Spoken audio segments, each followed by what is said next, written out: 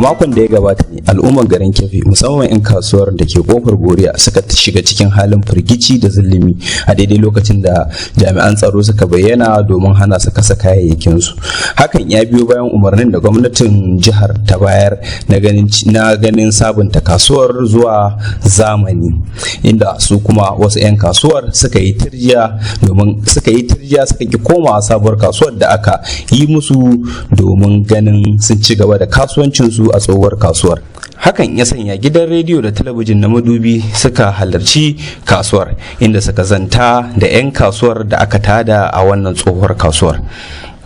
Waɗanda muka samu zantawa da su sun zargi shugaban karamar hukumar Keffin ta jihar Nasarawa da yi musu tugu wajen ganin an tashe su a tsohuwar kasuwa, inda kuma suka yi zargin cewa ko sabuwar kasuwar da aka ce an ba su shaguna an raba ma kawai makusanta da sauran 'yan siyasa ne.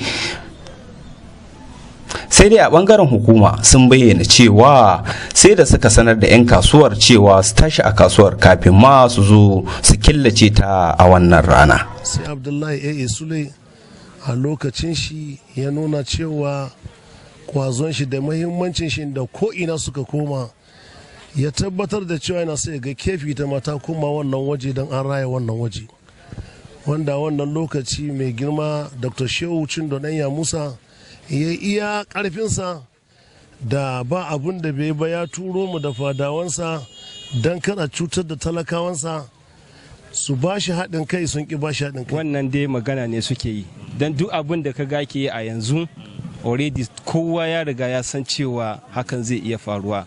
An sanar da mutane da mutum an sanar da su. Haka zalika mun samu zantawa da shugaban sabuwar kasuwar, inda ya bayyana mana tanadin da suke da shi ga 'yan tsohuwar kasuwar idan har suna so su dawo sabuwar kasuwar.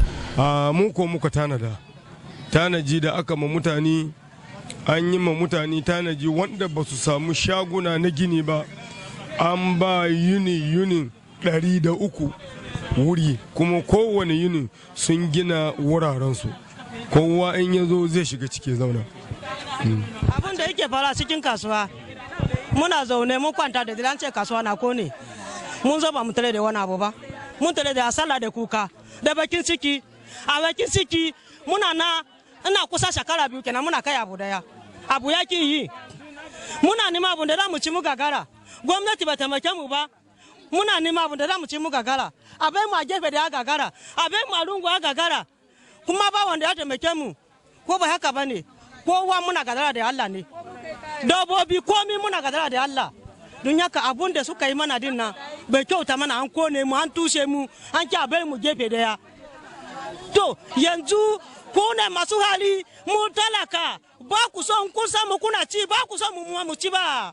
Ina da kyau haka, an bar mu da wahala ga bayin Allah, mu doki buhu masala daya, ina zauna dindin tace nan shine ko ban sari ba, doki ka mutane na sari tukuna sine zai samu na ci abinci. Ga bayin Allah, gari masala kwaya daya buhu daya, dauka hannun mutane sai na sari kafi, biya kuka, biya ma masu ci. Mbe sari ban da kudi ba, masu ci ba dai bani ba. Amma ga marayu Allah na kiwo da su a gida, a ce gobe an kole mu gudu, jibi an kole mu gudu, a kai abu daya. Habba Allah ya bari mu a duniya, ku kuma masu hari ba ku bai mu ba. Allah muna kala, Allah kala mu, Allah dube mu, mun kai ku kaga Allah, Allah taimake mu, Allah muna lokoka, Allah taimake mu, Allah taimake mu kai talaka, habba wa.